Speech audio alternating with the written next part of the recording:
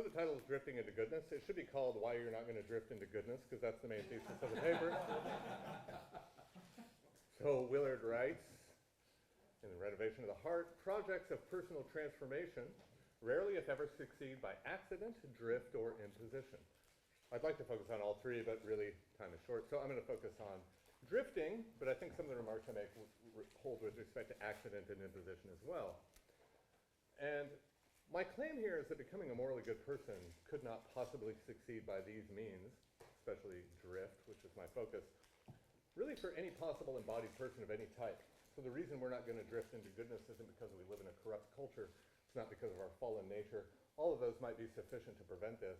But I think even if we were constituted quite differently than what we were, the bare fact of our being embodied persons rules out by itself the possibility of drifting into goodness. This is not true solely in virtue of any empirical facts about us, but for essential reasons grounded in the various intentionalities that compose the good person or will and the values.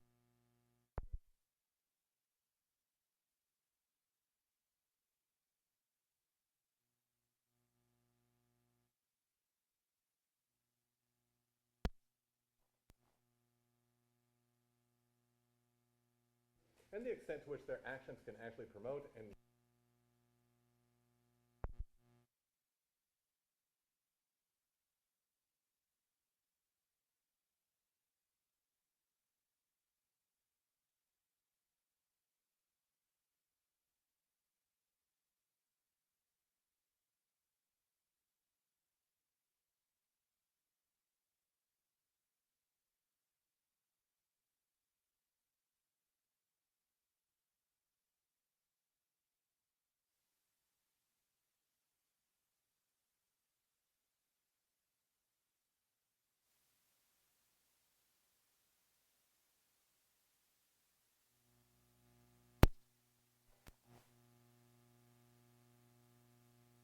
it constitutively involves intentionality. When I aim for something in a volitional act, I need to represent it, the world as possibly being a certain way, namely the way I'm trying to hit.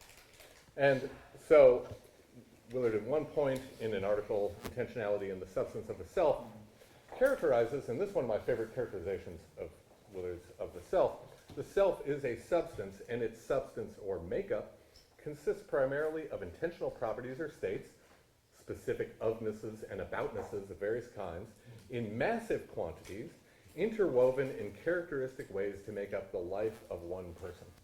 And of course, as has been mentioned already in some of the talks, these intentionalities sometimes harmonize and sometimes conflict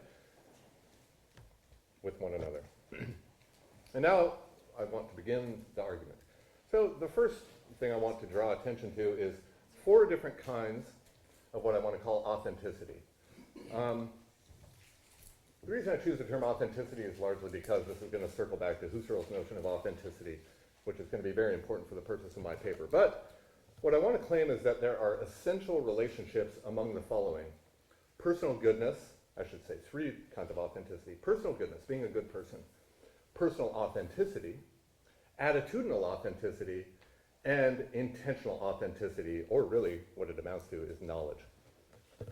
So the connection between goodness and personal authenticity is the following. Quite simply, the good person is authentically good. They don't just act as if they love their neighbor. They really do love their neighbor, which incidentally we're not commanded to act as if we love our neighbor. They are really genuinely intent upon advancing the various goods of human life with which they are effectively in contact. So personal goodness requires authentic goodness.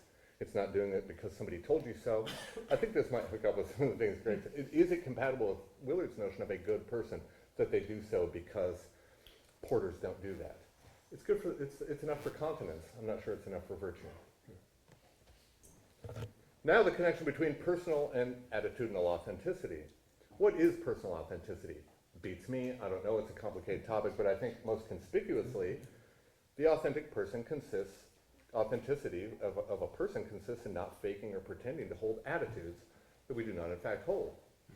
Willard characterizes inauthenticity as a kind of, quote, duplicity, which consists in, quote, pretending to feel and think one way while acting in another. The authentic person does not pretend to believe what they don't believe, or love or hate what they don't love or hate, or have commitments to projects that they are, in fact, ready to abandon. So simply put, personal authenticity requires attitudinal authenticity across the wide range of attitudes, whether affective, emotional, cognitive, or what have you. A very deep topic, but I think when we think of what an authentic person is, it's somebody who's not faking it, right? It's the kind of people that, the inauthentic person is the kind of person that Holden Caulfield is disgusted with. And finally, and this is our delving for a few minutes into phenomenological epistemology, there's a notion here that I want to get from Husserl of authentic intentionality. The most important distinction among intentional acts for Husserl, for the theory of knowledge, for the theory of phenomenal character, for whatever you want in the philosophy of mind, the single most important distinction is between those which are, quote, empty, and those which are, quote, intuitive. Intuitive here doesn't mean a gut feeling. Intuitive means anschaulich. It means you're beholding something. So right now I can merely think that it's raining in Vancouver. I mean, hey, Vancouver, I'm probably right. But I'm just thinking it. Merely thinking something provides absolutely no reason to think it's true. My act of thinking is empty. If I were in Vancouver, and if it were raining there, I would perceive it to be raining in Vancouver, and then my experience would be intuitive. Perceptual experience is the most conspicuous variety of intuitive experience. Not only intuitive, but what Husserl calls originary. I'm not going to go into the various varieties of intuitive experience. We'll stick with the originary kind, where something is given as itself. So Willard likes to give these examples all the time. His book, Logic and the Objectivity of Knowledge, the penultimate chapter of that book is a description, a vivid description of Husserl's theory of intuition and how it leads to knowledge, which improves in many ways, incidentally, upon Husserl's own descriptions. And this is how you can simply think that I'm holding a cup in my hand. And now you graduate from guessing to knowing when this happens. When that happens, something interesting happens. A Franciscan way of knowing comes into communion with and gets synthesized into a higher order act with a Thomistic way of knowing. Namely, the same state of affairs given in intuition is also presented to me through a separate act of mere meaning, which is intrinsically empty, and the first intuitive act fills up or fulfills the second act, right? When that happens, these two acts, the object is seen, this is Husserl, is seen as being exactly the same as it is thought of or meant. Or as Willard characterizes it, fulfillment is, quote, the union of the conceptualizing, empty, conceptual act with the object on the basis of a corresponding intuition of that object, together with a recognition of the identity of the object, of the concept and the perception. It's important to recognize it's not enough that an intuition of X and a thought of X occur at the same time. If you play an F on the piano and I think it's an F, that's not fulfillment because I don't have perfect pitch. You might play an F and I hear an F and I might think it's an F, and if I guess right, I got a 1 in 12 chance. It was guessing, not fulfillment. So they have to be synthesized into an act of recognition. Now, fulfillment obviously plays an important role in knowledge. On Husserl's view, and I believe on Willard's view, all knowledge, this is a kind of version of foundationalism, all knowledge is going to ultimately be grounded in fulfillment. Any properly organized structure of knowledge or noetic structure has at its bottom encounters with the things themselves on an appropriate basis of thought and experience. What Willard primarily had in mind there as the most appropriate basis is seeing something itself. That is the most appropriate. There are others, but that's the most appropriate. The experiences that fulfill a concept or a proposition for Husserl are called its fulfilling sense. And one thing that Willard emphasizes, I think this is a deviation from Husserl and a welcome one, is that we might think that authentic intentionality occurs when a thought is actually fulfilled. Actually, what Willard writes in Logic and the Objectivity of Knowledge is that an authentic concept can be derived only through an experience with an appropriate fulfilled intention, but once obtained, it may be used without the relevant fulfillment occurring. So let's give an example. I can think right now that bosons have full integer spin, and I can also think that it's raining in Vancouver. One of those is authentic and the other one's not. They're not both inauthentic. Because even though my present thought of Vancouver and it raining there isn't fulfilled, I know it's fulfilling sense. What does that mean? It means that I know what the world would look like if it were true. When I think, on the other hand, that bosons have full integer spin, I don't know what I'm talking about.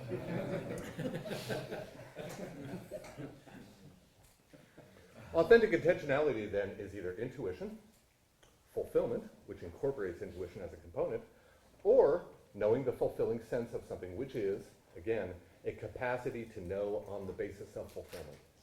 It's my own view that all intentionality rests on knowledge. A good question I have for students when we read the first meditation is, you can understand the first meditation and a 4-year-old can't. Challenge, explain why without once appealing to knowledge.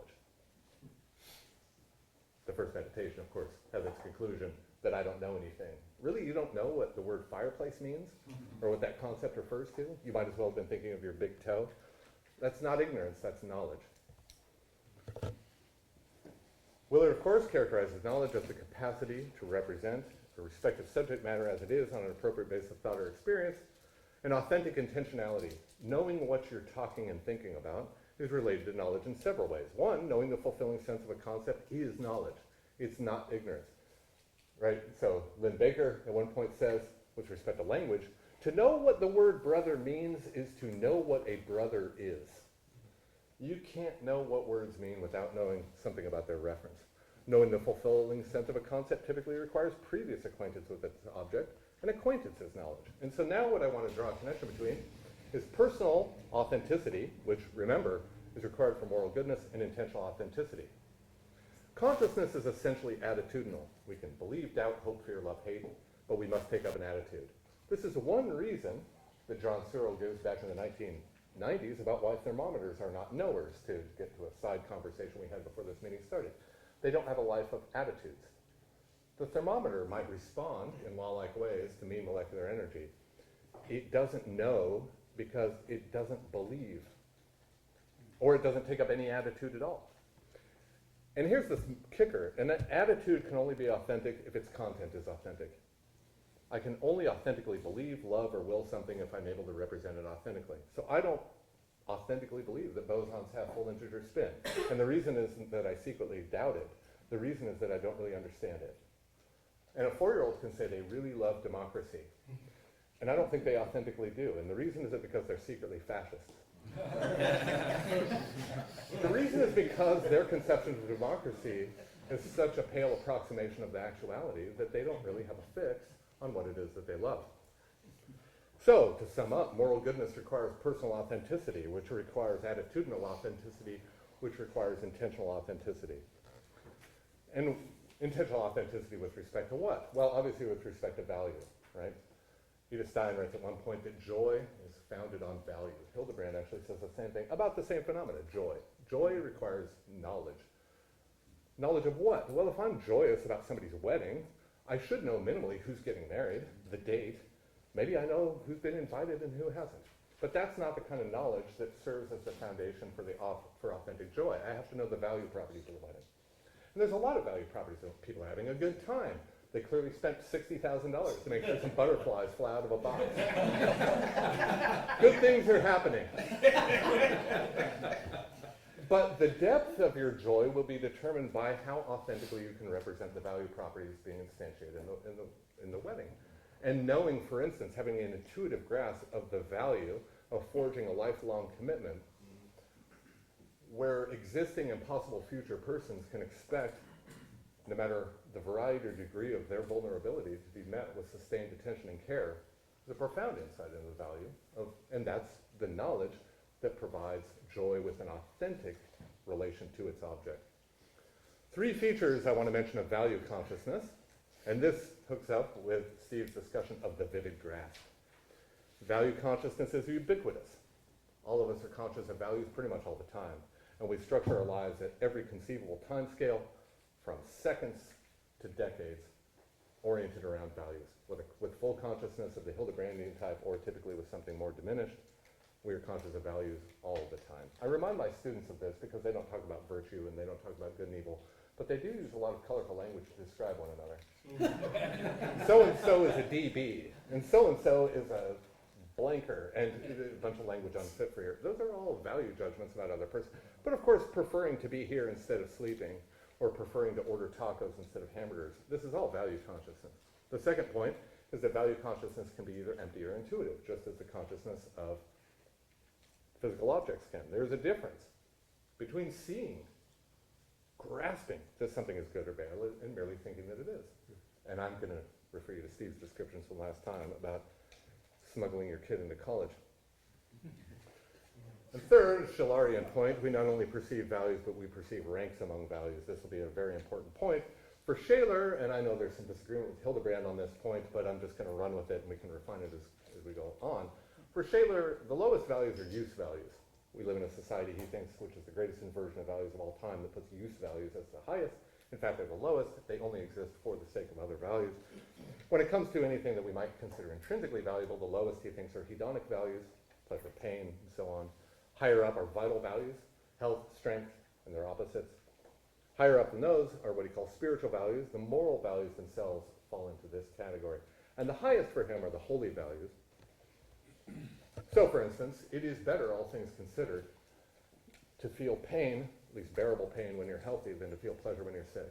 And it is almost always a grave confusion of values to sacrifice a vital value like health or strength for a hedonic value like pleasure. And Schiller thinks that if we're attentive, we can see this. I'm going to assume that without argument, although I probably have no right to do that. Willing, and now we turn to the character of a good person. The good person makes stuff happen within the portion of reality over which they have effective control, as Willard likes to put it. Willing requires value consciousness. In fact, I think one difference between mere desire and willing, a distinction that came up earlier, is that willing in the full sense really does require some clarity of the values being aimed for. And Willard's very explicit about this. It is not possible to choose which is the function of the will or spirit except in terms of thoughts and feelings. The will is, and I love this phrase of his, hemmed in by what our thoughts and feelings actually are at the time of willing. And those thoughts and feelings which hem in the will must consist, at least partially, in acts of value consciousness. So while value consciousness can take place without willing, it often does. What am I going to do about a beautiful sunset or a horrible thing Stalin did? Willing cannot occur without value consciousness. And this hemming in language, I don't think we should be deceived by this. You know, when it comes to character formation, one thing that Willard puts a very tiny emphasis upon, perhaps surprisingly, the first time I encountered it, was strengthening your will and overcoming ocracy or weakness of will. Will, he writes, alone cannot carry us to change, but will implemented through changing my thoughts and feelings can result in my becoming the kind of person who just doesn't do that kind of thing anymore. That the will is hemmed in here does not mean that it's weak. Even the strongest will would have to be hemmed in if its decisions are to make any sense. To choose, writes Willard, one must have some object or concept before the mind and some feeling for or against it. A will that wasn't hemmed in wouldn't have any subject matter to will. So the hemming in is not a sign of weakness of will. And incidentally, with respect to weakness of will, much of what we call, and here I'm getting from both Nikolai Hartmann and Willard, much of what we call weakness of will is in fact a conflict among volitional acts. Human life, writes Willard, in its usual forms is characterized by conflict within the will and between wills. The addict who walks 6 blocks at night, in the middle of the night, in a rainstorm to get a pack of smokes, is not weak, and their will is not weak. They're not exhausted, they're not tired, they're not at rest. They're suffering weakness, not weakness of the will. They have a strong will, which is contending with their will to not smoke. So that's why I think for Willard, strengthening the will as a way to get to virtue is probably as effective as strengthening your quads as a way of reaching the moon. It's also not true, and here I appeal to Hildebrand, among others, that our wills are hemmed in by thoughts and feelings does not entail that we are unfree. So Hildebrand writes, right, that when we have a clear and sustained vision of what's morally good, we can act resolutely with the full yes of the will, as he writes, even though, quote, there is not the slightest inclination to abstain from acting in this way, and no consideration whatsoever of failing to act. So to give an example, when people pray, as many do, not to be led into temptation, part of what they are praying for is to avoid a situation where the field of values in which their will operates is polluted by seductive but inferior or negative ones. They don't want more choices, but better ones, even if that means fewer ones. And they don't want this in order to be less free, but to be more free to do what's right. The good person, as I understand it, on Willard's view, wants their will, and Hildebrand's for that matter, wants their will to be hemmed in by knowledge of value and unpolluted by ignorance. And this connects with what we would expect of experts in any field. Anyone who aims for excellence in any activity whatsoever should want their will hemmed in by knowledge and unpolluted by ignorance. I don't want to be seduced by invitations to incompetence or disaster. The good skier just sees the way down, is unseduced by any inclination or invitation to ski off a cliff or slide down the hill on their face. So the summary so far, where we are. Willing the good requires personal and attitudinal authenticity, and that requires intentional authenticity. More specifically, it requires authentic knowledge of value. It requires seeing values. It requires the clear and vivid grasp, to use Steve's language, of value. As Willard himself notes, the properly oriented will, quote, must be moved by insight into truth and reality. And insight there means intuition. So the good news. The good news is moral knowledge is something we all have some of, despite the absence of any institutional recognition of it. Willard writes, there is moral knowledge accessible to any thoughtful person, even though there is now no generally acknowledged body of moral knowledge. And I'm not even sure it's possible to be a person without some moral knowledge. I think that might be a necessary condition on personhood. We need to be talked out of that.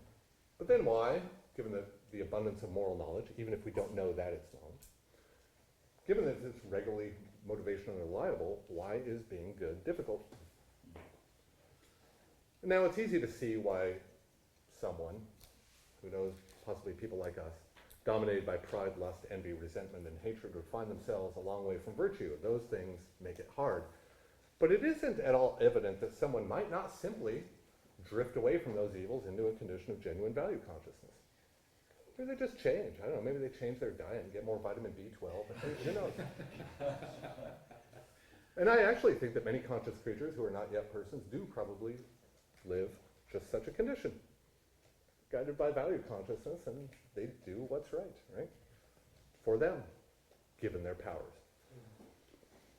I think the reason that it's hard to become good, even if you're not at war with moral values, even if you're not in the condition of some sort of depravity, is that values can be given, and now we have the notion of an intuition of something, but just like physical objects, they can be given more or less adequately. It's a standard feature of Husserl's theory, and I think he really deserves credit for making this explicit, because I think the denial of it underlies a lot of disastrous errors in epistemology. Intuition can be either adequate or inadequate. What does it mean for an intuition to be inadequate? Well, this cup is given inadequately because it has more parts and sides than what you see. That's the objective part of inadequacy, but there's a phenomenological dimension to it. As A.D. Smith points out, and Husserl does too, it's not just that the cup has more to it, it looks like it has more to it. That's how it looks. If it ever makes sense to you to take a closer look at an object, that's because on your own terms there's more to be seen of it. If you believe in sense data, one thing you probably believe about sense data is that it's impossible to take a closer look at them. Mm-hmm. If you believe in Humean impressions, you can't take a closer look at a Humean impression because when you it went away. Mm-hmm. You have a new one. Physical objects have more than one way of showing themselves. They can be seen from more than one perspective. The same thing can be seen from more than one perspective. Moral values can be given more or less adequately as well. And I think, although this is something that I think requires a lot of work, a lot of low values are given really adequately. Not as a hard and fast rule, but as a loose rule, hedonic values are shallow. They wear their axiological properties on their sleeves. If we just bracket their causes, their effects, which of course any prudent or decent person has to take into consideration, the values of pleasure are simply what they present themselves as being. They're shallow. People who orient their lives around such values also become shallow. The vital values are also easily grasped, although as Schopenhauer notes, the vital values are grasped least by the person who have them in most abundance. So young people, for instance, are the ones who least grasp the value of youth and health. But when it comes to high values, some of them can be given quite adequately. So beauty, for instance, goodness made manifest to the senses on the old Platonic doctrine. But there are many high values which require sustained time, attention, and activity to see. And this is for several reasons. First, some are just, and I don't know what to say more about this, although I'm sure there's a lot more, some are just intrinsically deep and require for their apprehension the cultivation of correlative depths of the human person. This is a point Stein makes in the problem of empathy. Second, some values are ontologically founded on complex, non-axiological objects and states of affairs. So there's a value to be grasped in the corpus of an artist's or a composer's work. There's a value to be grasped in the works of a great civilization. There's a value to be grasped when you grasp an accomplished science. But that takes, in any of those cases, tremendous time and effort.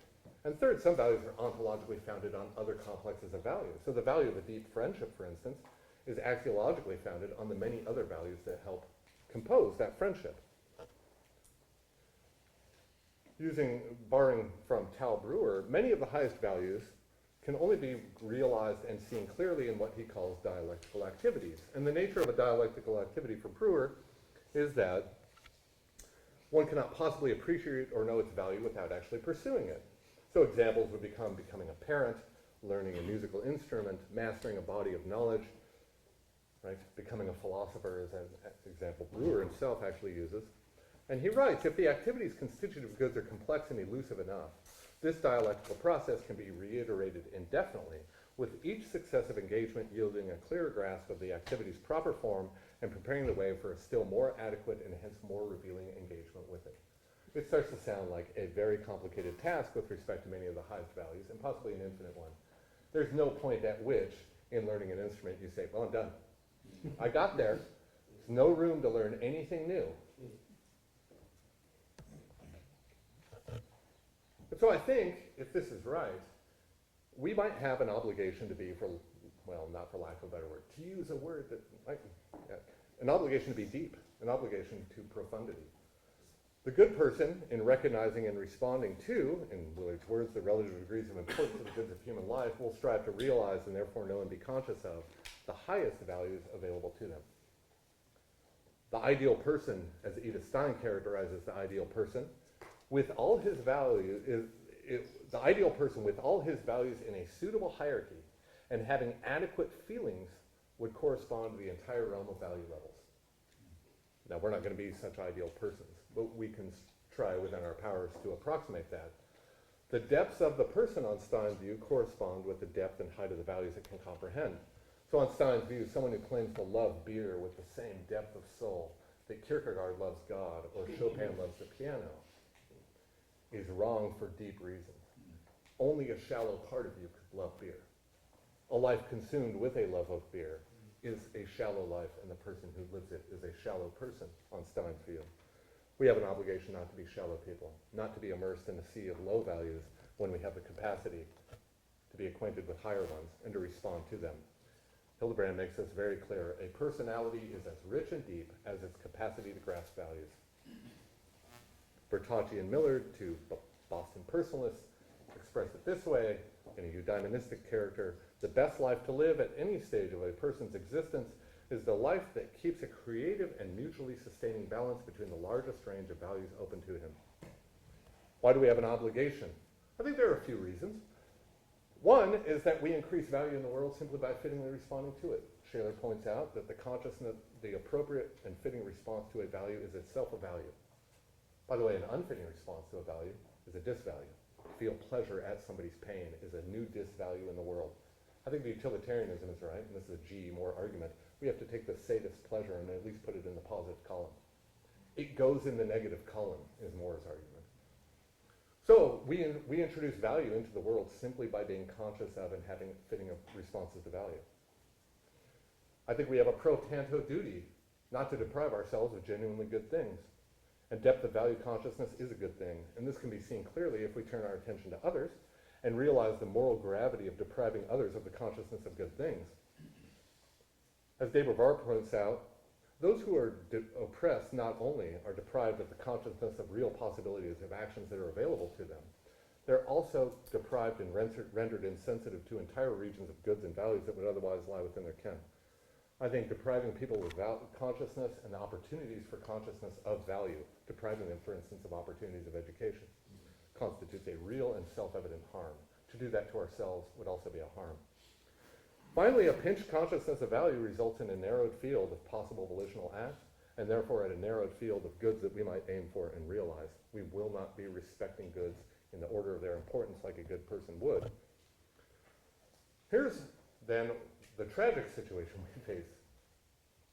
The will is most moved by values which are intuitively and more adequately given, by those that are clearly grasped. When is the will reliably moved? Not when I read a book on ethics. It's when I encounter an exemplar, right? It's moved by an intuition of value, by clarity, by vivacity. But the ones which are given most often and most adequately tend to be the lowest. Higher values are given less adequately. They are more difficult to perceive. The low values are given more adequately. They're given more abundantly. The world's saturated with them. This is especially true, of course, in a culture like ours, with its endless array of images of and invitations to a life of pleasure, power, domination, and status. As Willard himself often notes, we're besieged by hundreds of messages each day telling us what a good life looks like, who does and does not deserve care and respect, and what does and does not matter. And I think you could get anyone to admit, no matter who they are, that most of what we are told is false. This results in, for lack of a better word, idolatry. Idolatry is one form of value confusion. It's elevating something to a status of value that it does not have. Incidentally, the reverse for Scheler of idolatry is resentment, where you take a high value and drag it down. Back to Tal Brewer, Brewer thinks that all intrinsically valuable activities have a dialectical structure. That means their mode of givenness is complex. They're more like the city of Paris than a soap bubble. Maybe not, but I do think that he's right that all intrinsically valuable projects and commitments which have sufficient rank and value to command the organization of a human life have a dialectical structure. And the reason is that the higher ranking goods and values that such activities reveal and realize are, owing in large measure to their higher rank and their complexity, less adequately perceived. But being harder to discern, their ability to hem in the will is diminished. And so there's really no escaping this situation. Left to drift, and this is why we will not drift into goodness, we will find our wills hemmed in, to use Dallas's great phrase, by powerful perceptions of low-ranking values and goods, and that would be true to some extent even in a good world. Because even in a good world, we would be embodied and we would remain sensitive to the various and plentiful goods that light up animal life. Even without the invitations, the evil that we find. I think it would still require attention, care, and focus to be a good person, because left adrift, low values are more abundant and they're more adequately given, and those are the kinds of values that more adequately move the will.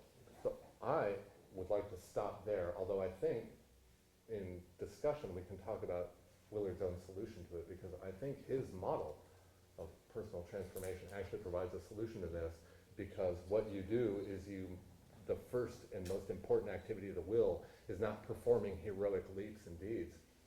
It's focusing our attention.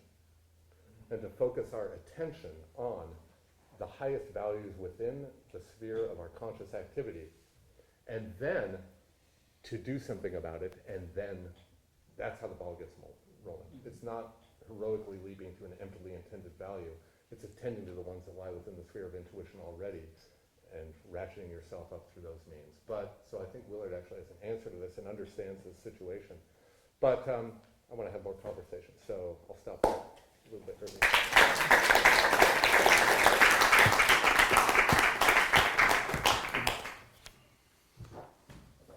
Thank you, Walter. Yeah.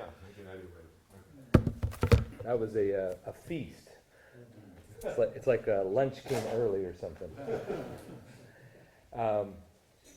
I actually do want to get to Walter's point about kind of Willard's response, because that's one of the things that I wanted to actually tease out from you. So Okay, yeah. do you want to actually comment on that real quick? Or? Well, you know what? Yeah. Yeah, I guess so. Yeah, sure. I'll just say Yeah. a few words. I mean, just like Go 2 ahead. minutes, sure.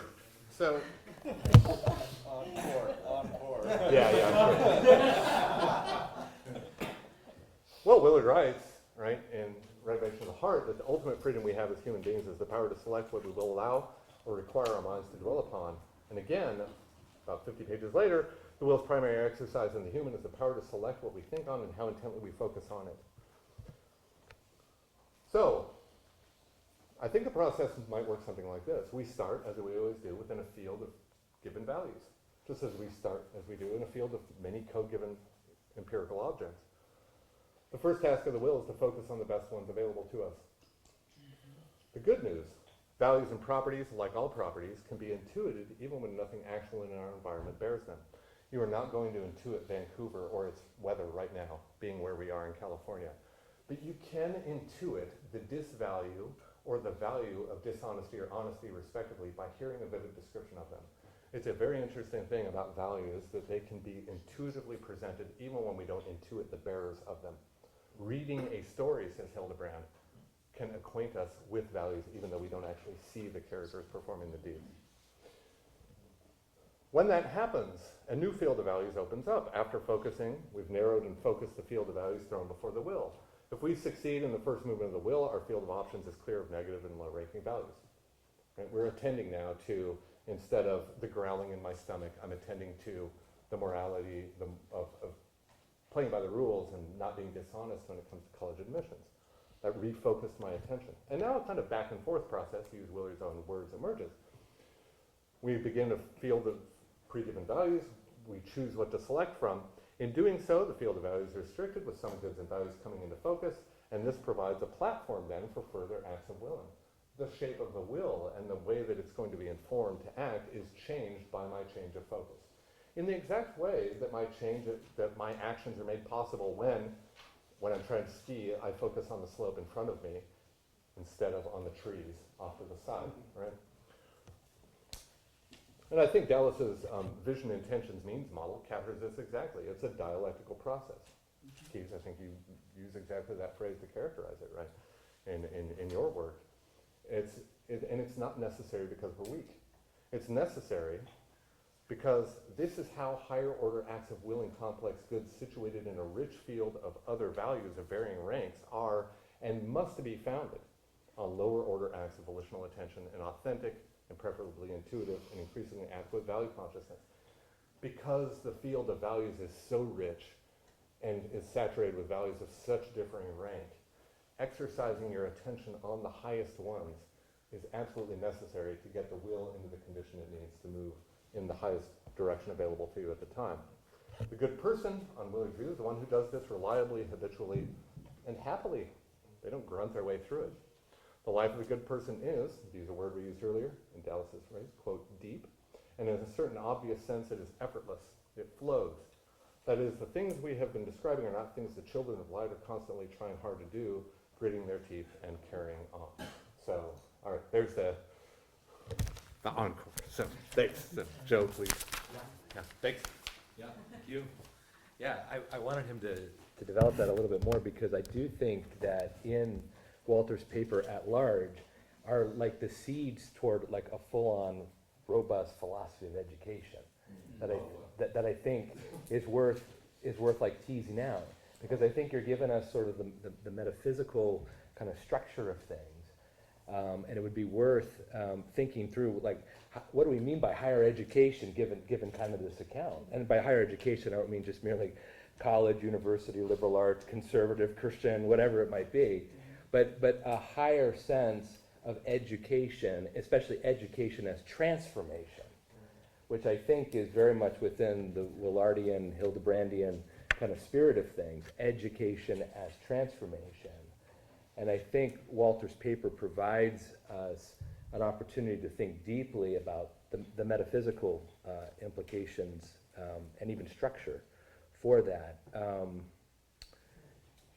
Another thing I wanted to raise related to that is I wonder how Walter's argument might even further address idols and their ideologies, given what you say about idolatry and how that might be thought of in light of a kind of deeper, richer, metaphysically rich sense of higher education, the actual addressing of idols and their ideologies.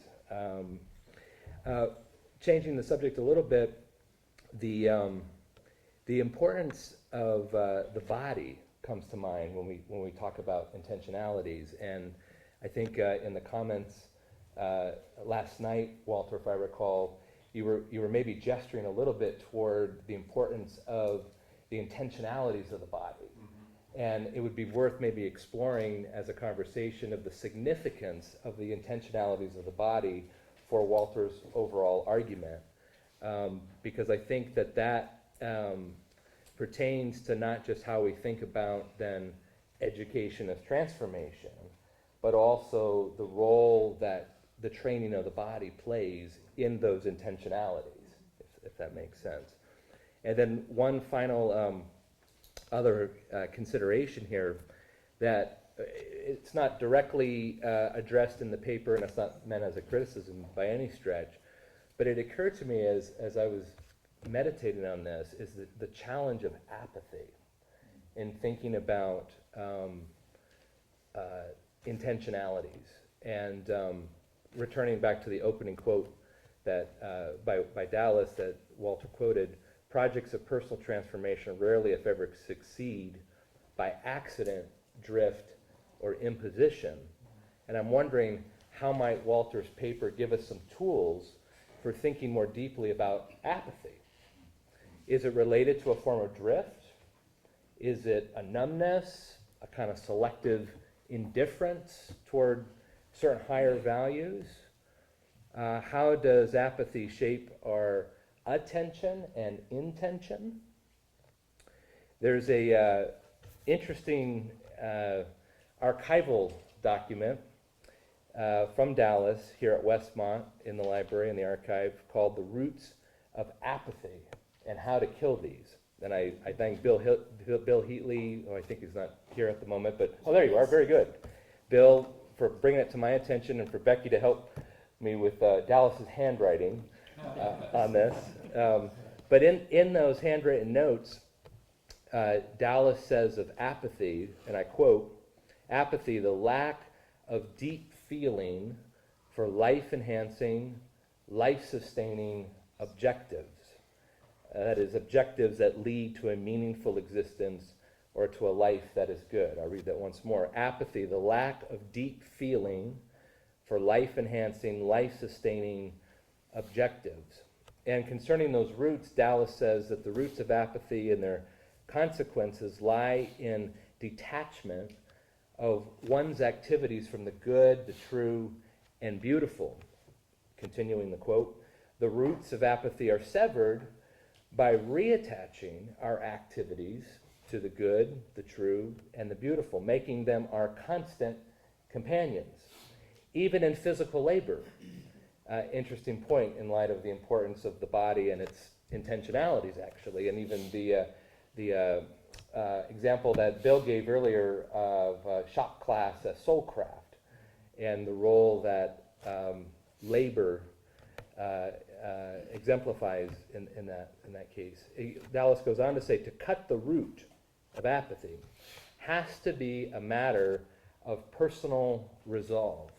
To fight one's way against the current, although it sort of looks like correct, to find companionship where one can. Older sources, he says, may help, including Aristotle, Plato, but Paul, sitting in a Roman prison, wrote to some friends, Dallas says, and he said this, and he's quoting from Philippians, "Whatever is true, whatever is honorable, whatever is just, whatever is pure, whatever is lovely, whatever is gracious, if there is anything worthy of praise, think about these things. I have learned in whatever condition I am to be content." And then Dallas says, in light of that quote, Paul knew the secret. I guarantee you that will cut the roots of apathy. So, in what sense, we might think, is contentment an education in higher stages of value consciousness and responsiveness? How can that lifelong education counter apathy? And is that kind of education immune from apathy? For me, those questions and many more implications were provoked as a result of just beginning to ponder and take in Walter's generative paper. So thank you.